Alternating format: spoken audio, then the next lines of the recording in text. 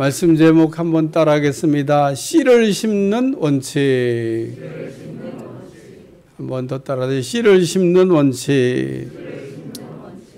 제가 지난 2주 동안 성도님들에게 100배의 축복, 또 수장절을 지키라고 하는 말씀을 이렇게 통해서 심는 것과 거두는 것에 관한 말씀을 이렇게 나누었습니다.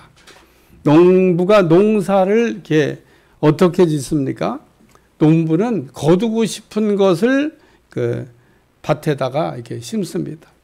그러면 하나님께서 농부가 심은 대로 거두게 하시고 심은 만큼 거두게 하십니다. 하나님이 우리에게 가르쳐 주신 심은 대로 법칙은 예수님이 오실 때까지 불변하는 법칙입니다. 안 변한다 그런 얘기인 겁니다. 갈라디아 6장 7절 사람이 무엇으로 심든지 그대로 거두리라. 우리가 심지 않고 거둘 수가 있느냐? 우리는 심지 않고는요 아무것도 거둘 게 없습니다. 그러니까 우리가 뭔가를 거두고 싶으면은 반드시 그 거두고 싶은 씨를 심어야 된다는 겁니다. 우리가 뭔가를 이렇게 거두고 싶으면 반드시 내가 거두고 싶은 거에 씨를 심어야 된다는 겁니다. 우리는 심어야 거둘 수 있다고 하는 걸 너무 잘 알고 있으면서도 근데 우리 마음 한구석에는 심지 않고 거두는 방법은 없을까 이런 생각을 많이 합니다. 오늘 그러나 분명한 사실은 심지 않고는 거둘 수가 없다는 겁니다. 또 하나님은 이스라엘 백성들에게 수장절을 지키라고 명령하셨는데 수장절을 지키라고 명하시는 것은 거둔 것을 결산해 보라는 겁니다. 다시 말해서 수장절을 지키면서 한 해 동안 하나님이 내게 이렇게 거두게 하시는 것이 얼마나 되는지 어떤 것들이 있는지를 이렇게 결산해 보라는 겁니다. 우리가 결산이라고 하는 걸 월말 결산하든 연말 결산하든 결산을 해봐야 야 이번에는 많이 남았네. 야 이번엔 뭐 손해가 엄청났네. 이런 걸 알 수 있는 거죠. 결산 안 해보면 남았는지 손해 났는지 알 수가 없어요. 장사를 막 이렇게 하고 있는 도중에 일을 하고 있는 도중에는 계산이 안 된다 그런 얘기입니다. 그래서 수장절을 지키라. 거둔 거를 한번 이렇게 보고 결산해 보라는 겁니다. 그래서 농사를 지었는데 풍성한 결실이 났잖아요. 그러면 풍성한 대로 또 심는 거를 이제 결정해야 되고 흉년이 왔잖아요. 그 흉년이 온 대로 심을 거를 결정해야 된다 그런 얘기입니다. 오늘은 농부가 거둔 것의 결산을 끝난 후에 다시 씨를 뿌릴 때를 생각하면서 은혜를 나누려고 합니다. 농부는 봄이 오면은 씨를 뿌립니다.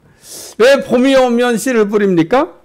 봄은 농부가 씨를 파종하는 때라 씨 뿌리는 때라고 하는 것을 알고 있는 겁니다. 농부는 봄이 오면 씨를 뿌릴 때구나. 그리고 씨를 뿌린다는 겁니다. 농부가 예를 들면 가령 씨 뿌리는 시기를 놓쳤다고 생각해 보세요. 배추 씨를 심어야 되는데 뿌리는 씨, 파종 시기를 놓쳤다고 생각해 보세요. 그러면 배추 농사 망친 겁니다. 그렇게 배추를 심으면 심어도 그러더라고요. 속이 안 찬다. 배추는 속 먹자고 하는 건데 속이 안 찬 배추 그거 자전 별 가치가 없는 거죠. 재미없는 거죠.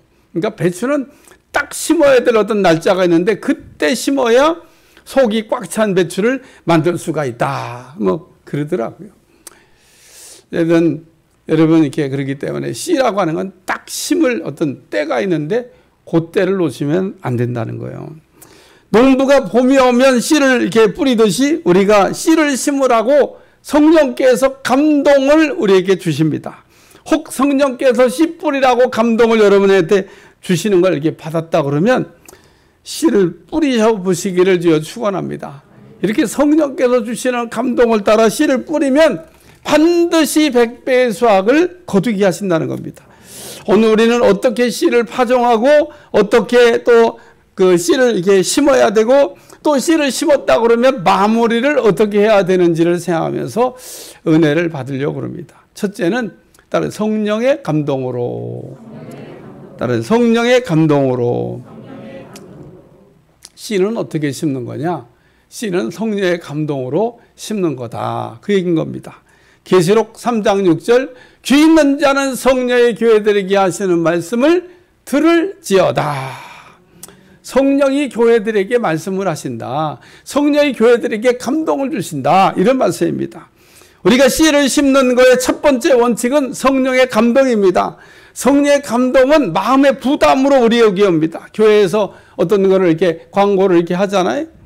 혹은 우리가 어떤 생각을 이렇게 하고 있을 때 마음의 부담이 100배로 올 때가 있습니다.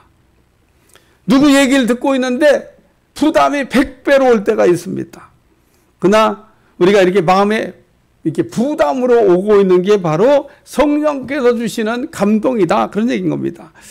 우리 마음에 부담이 올 때 어떤 사람은요, 침이 바짝바짝 마른다고 그러는 사람도 있고, 어떤 사람은 마음이 뜨거워진다고 하는 사람도 있고, 어떤 사람은 마음이 덜덜덜 떨린다고 하는 사람도 있고, 또 어떤 사람은 극심한 불안 증세를 보이는 사람도 있는데, 이런 것들이 다 성령께서 우리에게 어떤 이렇게 부담을 이렇게 주고 있는 거라는 겁니다. 우리는 이렇게 성령의 감동이 올 때, 그때가 바로 씨를 심을 때라는 거 잊어버리지 않길 주여 축원합니다. 계시록 2~3장에 보면 하나님께서 반모섬에 유배되어 있던 요한에게 소아시아에 있는 7교회를 보여주시면서 7교회의 사자에게 편지를 해라 그랬습니다. 그러므로 요한이 자기가 본 거를 잘 써가지고 7교회의 사자에게 보냈는데 요한이 깜빡하고 편지를 못 보냈더라면 그러면 오늘 우리가 그 요한계시록을 통해서 은혜를 못 받을 텐데 요한이 아주 잘 써서 편지를 보냈기 때문에 오늘 우리가 그 편지를 보면서 은혜를 받고 있는 거다. 그런 얘기입니다. 근데 요한이 소아시아 7교회를 보면서 3가지의 그 느낌을 가졌을 건데 첫째는 속이 상한 겁니다. 이 교회들은 왜 이랬을까? 또 어떤 교회 보고 너무 기뻤을 겁니다. 이야, 이런 교회도 있구나. 또 어떤 교회를 보면서 야, 이 교회가 앞으로 어떻게 될 건가? 그리고 잡잡한 심정을 가졌던 그런 교회가 있습니다. 첫째, 속이 상한 교회인데 그 소아시아에 있는 교회 가운데 칭찬과 책망을 겸하여 받았던 교회들이 나옵니다. 칭찬과 책망을 이렇게 겸하여 받았으니까 그냥 이렇게 칭찬받은 거, 책망받은 거 서로 이렇게 상세하면 평균 점수는 되지 않겠냐? 그런 말씀이 아닙니다. 왜냐하면 그 칭찬과 책망을 겸하여 받는 교회에 그 이기는 자에게는 이라고 하면서 무섭게 만약에 너희가 지고 넘어지게 되면 이런 일들이 생길 거라고 하는 무서운 경고와 책망을 하고 있기 때문에 오늘 그렇기 때문에 하나님께서 우리에게 주시는 말씀은 늘 승리하는 좋은 교회가 되어야 될 줄로 믿습니다. 두 번째는 정말 기쁜 교회가 있는데 소아시아에 있었던 칭찬만 받았던 교회, 서머나 교회, 빌라델피아 교회입니다. 이 교회들은요 어떤 책망도 받은 게 없습니다. 그 도미치안이라고 하는 그 황제가 박해하던 시대인데 얼마나 그리스도인들이 어려웠는지 뭐 말로 다 할 수가 없습니다. 근데 그런 시대를 살고 있으면서도 신앙을 이렇게 배반하지 않은 말씀을 잘 지키고 또 때로는 서머나 교회 같은 경우는 목숨을 이렇게 담보로 순교하면서까지 주님을 위하여 충성했기 때문에 이런 교회는 칭찬만 받았다. 또 착잡한 교회 라오디아 교회에 있습니다. 이 교회는요 정말 착잡합니다. 왜 착잡하냐? 아니 칭찬받은 게요 한 줄도 없습니다. 한마디도 없습니다. 오로지 우리 주님 앞에 책망만 받았는데 우리가 성적을 만점 맞는 것도 참 놀라운 일이지만 이렇게 점수가 하나도 안 나오는 것도 참 기적 중에 기적이다. 그런 생각을 합니다. 어떻게 신앙생활을 했길래 하나님이 칭찬할 거리가 없는 아무것도 칭찬. 불신자냐? 불신자 아닙니다. 믿는다고 믿는데 라오디아 교회 보면요 잘난 척은 또 혼자 다 합니다. 다 자기들은 잘 믿는다고 생각하는데 하나님은 점수가 없다. 그리고 칭찬받지 못한 이 라오디아 교회 왜 칭찬을 못 받았냐? 라오디아 교회 하신 말씀을 생각하면 답이 나옵니다. 뭐라고 하냐면 너는 뜨겁지도 않고 차갑지도 않다. 너는 성령의 감동을 받을 줄도 모르고 말씀을 분별할 줄도 모른다. 그런 뜻입니다. 오늘 우리가 하나님의 말씀하시면 감동을 받을 줄 알아야 되는데 감동을 못 받아. 하나님의 말씀을 우리가 들으면 분별을 할 줄 알았는데 분별도 못해. 그래서 책망만 받았다. 그런 얘기입니다. 오늘 그래서 어떤 교회는 참 속이 상하고 2% 부족하잖아요. 조금만 더 잘하면은 참 서머나나 빌라델피아처럼 칭찬만 받아요. 참 속상하다. 그런 교회도 있고 어떤 교회는 보면 너무 기쁜 교회 어떤 교회는 이 교회는 앞으로 어떻게 될 건가 그러고 착잡한 기도에 있는데, 오늘 이 라오디아 교회 성령의 감동을 받을 줄 모르고 말씀의 분별을 못했다, 그런 얘기입니다. 그런데 오늘 이 소아시아에 있는 7교회 공통적으로 주신 말씀이 뭐냐면, 귀 있는 자는 성령의 교회들에게 하시는 말씀을 들을지어다. 성령의 감동을 받으라고 하는 그런 말씀입니다. 오늘 성령께서 우리에게 말씀, 이렇게 감동을 이렇게 주시기 때문에 잘 그런 것을 받는 여러분들이 되시기를 축원합니다. 축원합니다. 세상에 귀 없는 사람이 어디 있어요? 그런데 귀는 갖고 있는데 왜 하나님이 우리에게 하시는 말씀이 안 들려지지 않은 겁니다. 오늘 우리의 마음을 열지 않아서 그런 거예요. 오늘 우리의 마음을 이렇게 열고 성령께서 하시는 음성을 잘 들을 수 있기를 축원합니다. 요한계시록 3장 20절, 볼지어다 내가 문 밖에 서서 두드리니 누구든지 내 음성을 듣고 문을 열면 내가 그에게로 들어가 그와 더불어 먹고 그는 나와 더불어 먹으리라. 하나님께서 우리에게 감동 주실 때 마음문을 열라는 겁니다. 그러면 하나님께서 우리에게 하시는 말씀이 들린다는 거예요. 우리가 말씀을 듣지 못하는 거 마음을 닫고 있어서 그런 건데, 마음을 활짝 열으시기를 축원합니다. 마음이 열려 있는지 닫혀 있는지 살펴보라고 하는 말씀이기도 합니다. 마음에 닫혀져 있는 사람 성령의 감동을 받을 수가 없습니다. 오늘 성령께서 우리에게 주시는 감동을 한 번도 중단해 본 일이 없습니다. 감동을 받으려고도 안 하고, 감동을 들어도 무시하고, 그래서 오늘 우리가 하나님이 주시는 100배의 축복을 받아 누리지 못한다, 그런 얘기입니다. 오늘도 성령의 감동을 받으면 그대로 반응을 잘 보여주는 사람들 꼭 되시기를 축원합니다. 오늘 우리가 심을 때 어떻게 심느냐? 성령의 감동을 따라서 우리가 씨를 심고 그런 사람에게 100배의 축복을 주신다. 두 번째는 따라 믿음을 사용해서, 한 번 더 믿음을 사용해서. 성령께서 이제 감동을 주셔가지고, 이 성령께서 내 마음속에 씨를 자꾸 심으라고 하는구나. 조용기 목사님이 어느 날 차 타고 이렇게 가는데 성령께서 옆에 있는 사람한테 전도하라, 전도하라, 막 그렇게 감동을 줬다는 거예요. 이게 전도의 씨를 심으라고 성령께서 얘기하시는 거예요.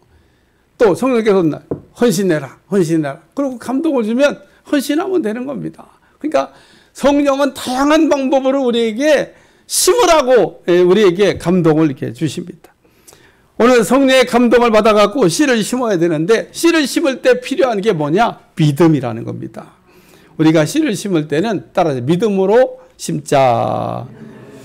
그래요. 창세기 4장에 보니까 가인과 아벨이 제사 드리는 내용이 나오는데, 가인은 믿음이 없는 제사를 드리고 아벨은 믿음이 있는 제사를 드렸는데, 하나님께서 가인의 제사는 안 받으시고 아벨의 제사는 받으셨다. 왜 하나님께서 가인의 제사를 안 받으셨냐? 믿음이 없어서. 히브리서 11장 4절. 믿음으로 아벨은 가인보다 더 나은 제사를 하나님께 드림으로 의로운 자라 하시는 증거를 얻었으니 하나님이 그 예물에 대하여 증언하심이라. 그가 죽었으나 그 믿음으로써 지금도 말하느니라. 가인이 믿음 없는 제사를 드렸기 때문에 하나님이 연락하지 않으셨다, 그런 얘기입니다. 그러므로 우리가 무엇을 심든지 믿음으로 이게 심으셔야 됩니다. 하나님은 우리가 믿음으로 심을 때 받으시고, 믿음으로 심을 때 기뻐하시고, 믿음으로 심을 때 거두게 하신다는 겁니다. 따라서 우리가 씨를 심을 때 믿음이 무엇보다도 중요하다는 겁니다. 그래서 우리가 씨를 심을 때는 믿음을 이렇게 써야 되는데, 근데 오늘 우리의 믿음이 작거나 혹은 없다면 어떻게 될까? 믿음이 작거나 믿음이 없으면요, 심을 수가 없어요. 그래서 우리가 사실은 이렇게 심는 거를 이렇게 보면, 내 믿음이 이 정도이겠구나 라고 하는 거를 가늠해 볼 수가 있습니다. 그러니까 내 믿음이 어느 정도인지를 어떻게 가늠하냐? 우리가 씨를 심을 때, 내 믿음이 이거구나. 이번에 여러분들이 다 추수감사할 때 씨를 심었어요. 그게 여러분의 믿음인 겁니다. 여러분이 그 씨를 다 그렇게 믿음으로 이렇게 심었잖아요. 그 믿음만큼 심은 믿음만큼. 우리의 문제가 뭐냐 하면 믿음이 없는 게 그게 문제인 겁니다.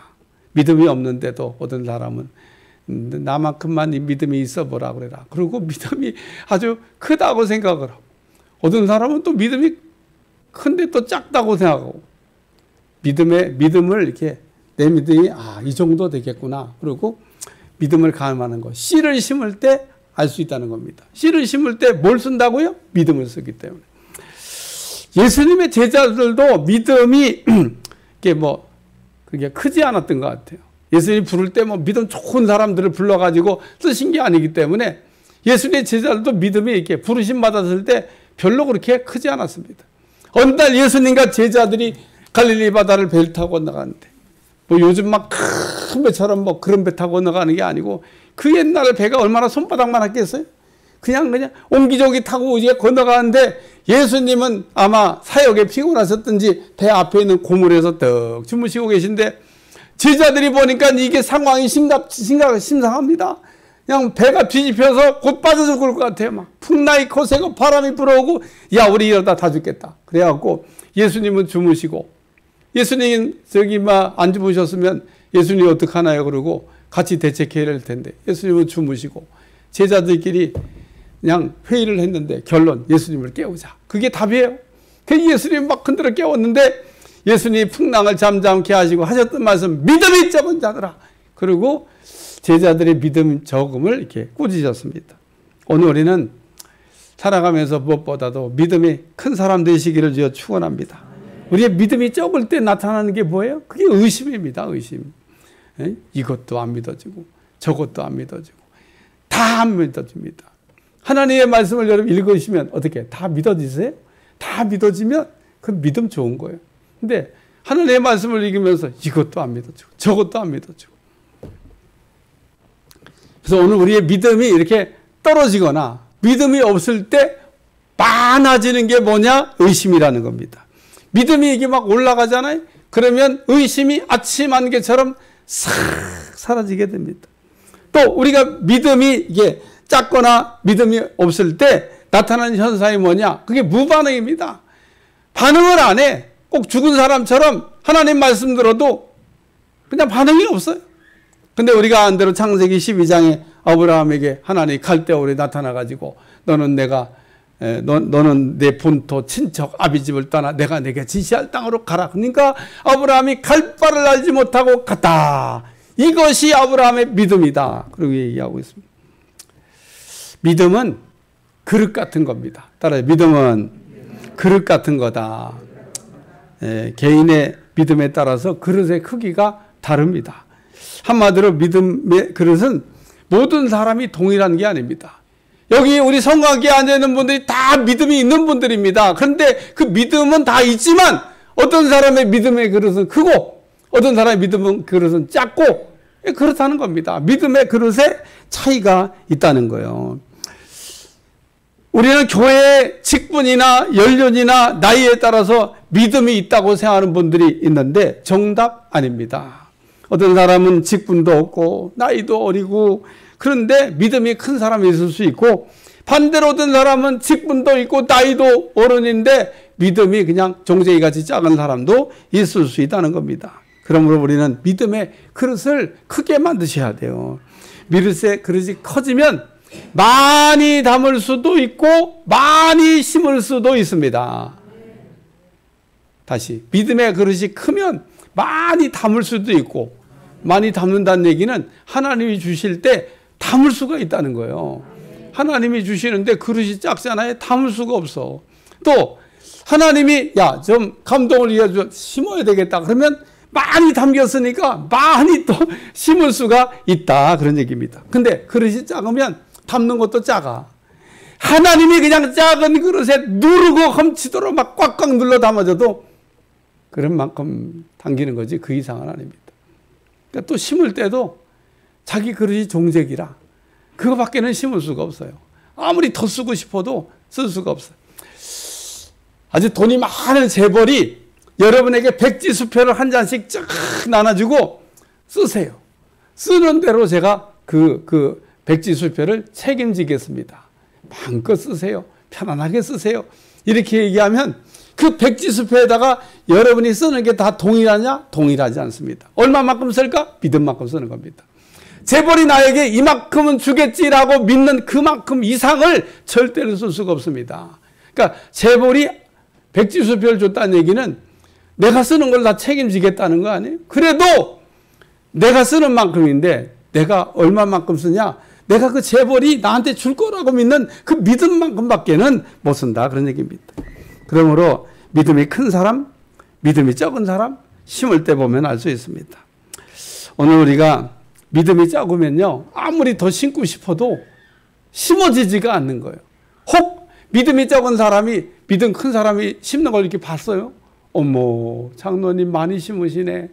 나도 한번 해보자. 그리고 따라하다가 시험 듭니다. 왜? 내 믿음의 분량을 넘어가서 감당할 수가 없습니다. 그러니까 오늘 우리는 심기 이전에 우리의 믿음을 크게 해서 큰 믿음을 가지고 하나님 앞에 심을 수 있는 여러분들이 되시기를 주여 축원합니다. 심을 때 뭐가 필요하냐? 믿음이 필요하다는 겁니다. 우리가 믿는다고 할 때 뭘 믿는 거냐? 첫째, 예수님을 믿는 거고, 둘째, 예수님의 말씀을 믿는 거고, 셋째, 예수님이 하신 약속을 믿는 겁니다. 하나님의 약속은 보증수표 같은 겁니다. 하나님께 하신 말씀이 한 번도 틀린 적이 없고 하나님께서 약속을 어기신 적이 한 번도 없습니다. 우리가 믿는다고 할 때 믿음은 하나님이 우리에게 하신 약속을 믿는 거라는 겁니다. 하나님께서 우리에게 심은 것에 100배가 되게 하겠다고 약속하지 않았습니까? 그러니까 여러분이 성령의 감동으로 여러분 믿음으로 100배의 축복을 주실 것을 믿고 심으면 그대로 거두게 되는 겁니다. 우리는 하나님께 주신 감동을 이렇게 받을 때 꼭 분별한다고 그래요. 분별 한 2번만 하면요, 감동 다 사라져 버립니다. 증권이나 혹은 코인에 투자하는 것이 옳은지에 대한 분별은 해보시기 바랍니다. 저는 도시락 싸들고 다니면서 말리고 싶어요. 하나님이 원하시는 게 아닙니다. 그러니까 여러분, 증권이나 코인에 투자하지 마시고 투자를 하시려면 절대 부도 안 내는 우리 하나님께 심을 수 있기를 축원합니다. 오히려 이렇게 얘기하면 아이 목사님 뭘 몰라가지고 지금 아유 시대가 어느 때인데 그런 얘기하냐 그러시겠지만, 그러나 오늘 성경에 나온 모든 부자들이 믿음으로 심어서 성령의 감동으로 믿음으로 심어서 부자가 된 거지 증권과 코인에서 부자 된 게 아니라는 겁니다. 또 이렇게 얘기하면 그 시대에 그게 없어갖고 안 했죠. 그렇게 나가면 저는 답이 없습니다. 마태복음 8장에 하인의 중풍병 때문에 예수님을 찾아왔던 백부장이 있는데 백부장이 예수님을 찾아와가지고 내 집에 하인이 중풍병에 걸렸는데 몹시 괴로워합니다. 제가 늘 성경을 볼 때마다 아니 중풍병에 걸렸다고 왜 괴로워하나? 몸이 불편한 거지 마음이 괴로운 건 아닌데. 그래요. 중풍병은 몸만 불편한 거지 마음이 병든 건 아닙니다. 근데 이 하인은 그 백부장이 볼 때 괴로워하고 있다는 겁니다. 그러니 얼마나 참 백부장이 볼 때 감동적입니까? 에? 누워있으면서도 못 움직이면서도 죄송해요. 제가 해야 되는데 이렇게 됐습니다. 그러니까 이 백부장이 예수님 찾아간 겁니다. 근데 이 백부장이 예수님 찾아가서 찾아가니까 예수님이 내가 가서 고쳐주리라 그러고 와서 고쳐달라는 얘기도 안 했어요. 근데 예수님 내가 친히 가서 고쳐주리라. 얼마나 감사해? 근데 예수님 내 집에 들어온 걸 내가 감당할 수가 없사오니 그냥 여기서 말씀만 하시면 내 하인이 낫겠습니다. 예수님 그걸 들으시고 이야 이스라엘에서 이만한 믿음을 이스라엘 가운데서도 네가 으뜸이다. 그리고 이방인이었던 이 백부장의 믿음을 칭찬하셨습니다. 오늘 우리가 이런 말씀을 읽으면서 야 우리도 그래 맞아. 이 백부장 같은 이런 큰 믿음을 가져야 되겠다. 우리 주님이 그냥 말씀만 하시면 낫겠다고 믿는다고 그러니까 내 믿은 대로 될지어다. 가라 내 믿은 대로. 그 백부장이 가다 보니까 하인이 낫다. 그런 얘기입니다. 오늘 우리가 살아가면서 믿음을 가지고 살아가야 될 줄로 믿습니다. 하나님 우리에게 믿음을 주신 거 심으라고 주신 겁니다. 내게 주신 믿음을 사용해서 잘 심을 수 있기를 제가 축원합니다. 세 번째 말씀 따라 깨끗한 순종으로 우리가 씨를 심으라는 성령의 감동도 받았고 또 믿음으로 이를 씨를 심을 때 마지막이 뭐냐 하면 깨끗한 순종이라는 겁니다. 깨끗한. 요한복음 2장 5절 그의 어머니가 하인들에게 이르되 너희에게 무슨 말씀을 하시든지 그대로 하라 하니라. 가나의 혼인잔치에서 물을 바꿔서 포도주를 만들어줄 때 그 마리아가 하인들에게 지시했던 지시사항입니다. 예수님이 무슨 말씀을 하든지 거기다 토달지 말고 깨끗한 순종을 하라고 얘기한 겁니다. 그래서 하인들이 그 예수님이 시킨 대로 깨끗하게 순종을 했더니 놀라운 기적이 일어났다는 겁니다. 하나님이 우리에게 무슨 말씀을 하든지 오늘 우리는 그 하나님의 말씀을 우리가 감동으로 받을 때, 우리가 믿음으로 심을 때 깨끗하게 순종하는 여러분들이 되시기를 제가 축원합니다. 깨끗한 순종이라고 하는 것은 말씀을 가감하지 않는 걸 얘기하는 겁니다. 말씀에 내 생각을 섞지 않는 것을 이야기하는 겁니다. 성경을 읽어보면 깨끗한 순종을 한 사람들의 이야기가 많이 나옵니다. 어떻게 보면 믿음 생활 잘한 분들은 다 깨끗한 순종을 했다라고 말할 수 있을 정도로 믿음 생활 잘한 분들은 깨끗한 순종을, 하나님의 말씀에 손을 달지 않고 깨끗하게 순종하는 그런 사람들이었다는 겁니다. 첫째, 노아입니다. 노아는 참 어려운 시대를 살았던 사람입니다. 오늘 우리도 참, 제가 목회하다가 이런 시대를 만날 줄은 꿈에도 생각을 못했는데, 참 어려운 시대를 우리가 이게 지금 지나가고 있는데, 노아 때는요 더 했습니다. 하나님이 만드신 세상을 그냥 물로 심판해서 쓸어버려야 되겠다고 하는 계획을 세우실 정도로 세상이 약했다는 겁니다. 이때 하나님께서 노아를 부르시고 노아에게, 야, 너는 좀 산꼭대기에다가 배를 좀 만들어야 되겠다. 너를 위하여 방주를 짓대. 그 방주 짓는 건 나를 위해 만드는 게 아니야. 너 위해서 만드는 거지. 방주 만들어봐. 그랬더니 노아가 산꼭대기에다가 그 8식구가 그냥 힘을 합쳐갖고 올인했는데, 여러분 산 위에다가 방주 만들 때 비가 왔습니까? 비가 온 게 아니에요. 비가 오는 거는 징조도 안 보였습니다. 그러면 사람들이 뭐라 그랬게요? 미쳐도 곱게 미쳐야지. 무슨 배를 산꼭대기에 만드냐고. 사람들이 얼마나 조롱했겠습니까? 그래도 노아는 하나님의 말씀에 깨끗한 순종을 했다. 그런 얘기입니다. 오늘 우리가 하나님이 우리에게 말씀하시면 토달지 아니하고 순종하는 여러분들이 되시기를 축원합니다. 두 번째, 이삭입니다. 창세기 22장에 보면 아브라함이 시험받는 내용이 나오는데, 그 후에 하나님은 아브라함을 시험하셨다 그랬습니다. 아브라함을 부르니까 내가 여기 있나이다. 내가 여기 있나이다라는 이 성경의 표현은 뭐냐면, 무슨 말씀을 이제 듣겠습니다. 그럴 때 내가 여기 있나이다. 그렇게 합니다. 아브라함이 내가 여기 있나이다 그러니까, 너는 내가 지시하는 한 산 모리아에 가서 거기서 내 아들을 번제로 드리라. 아브라함이 아침 일찍 일어나가지고 그 이삭과 함께 길을 떠나다 그랬습니다. 뭔 좋은 일이라고 이른 아침부터 그냥 자기 부인에게 알지도 않고 산을 향해 갑니까? 그래가지고 산에 도착해서 드디어 이제 번제들이 올라가려고 그럴 때 또 아들 이삭이요, 정말 묻지 말아야 될 질문을 이렇게 이제 이야기합니다. 아버지 보니까 뭐 장작도 있고 불도 있고 칼도 있는데 제물은 어디에 있습니까? 제사 드리러 간다면요, 제물은 하나님께서 친히 준비하신다. 그래서 드디어 목적지에 도달했고 장작도 이제 쌓아놨고 이제 했는데, 장작돔이 올라갈 사람이 누굽니까? 그게 이삭입니다. 묶어가지고 제단에 올리는데 이삭이 등짐져서 올라갈 만큼 정도의 나이였다 그랬습니다. 반항하고 도망가고 못한다 그러고, 내가 여기 왜 타 죽어야 되냐 그러고, 내가 왜 죽어야 되냐고 소리치면요, 그러면 문제가 복잡해지는 겁니다. 아무리 어린 아들이라도 몸부리치고 나 안 죽겠다고 발광하면요, 그거 잡을 수가 없어요. 근데 이삭이 아주 깨끗한 순종을 함으로, 그래서는 아브라함의 시험에 합격에 그 깨끗한 순종을 했던 이삭이 사실은 더 돋보이는 아름다운 장면이라는 거예요. 이삭이 이렇게 깨끗한 순종을 했더니 성경을 보면 그의 일생은 평탄한 인생을 살았다는 겁니다. 근데 반대로 야곱이라는 사람은 자기의 인생을 회고하면서 뭐라고 얘기하냐? 내가 험악한 인생을 살았나이다. 축복을 받긴 받았는데 참 피곤하고 고단하고 어려운 일이 많았다. 그 얘기인 겁니다.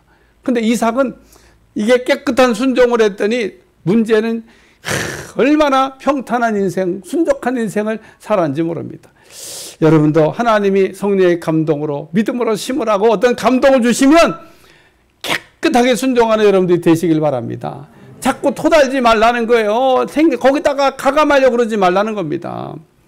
모세에 관한 말씀을 우리가 읽어봐도 모세는 하나님이 너는 성막을 만들어라 그랬는데, 하나님이 보여주신 그대로 하나님이 말씀하신 그대로 성막을 만들었다는 겁니다. 자기 생각도 자기 감정도 자기 뜻도 거기에 단 한 줄도 섞지 아니하고 하나님이 보여주신 그대로 만들어서 하나님 앞에 드렸다는 겁니다.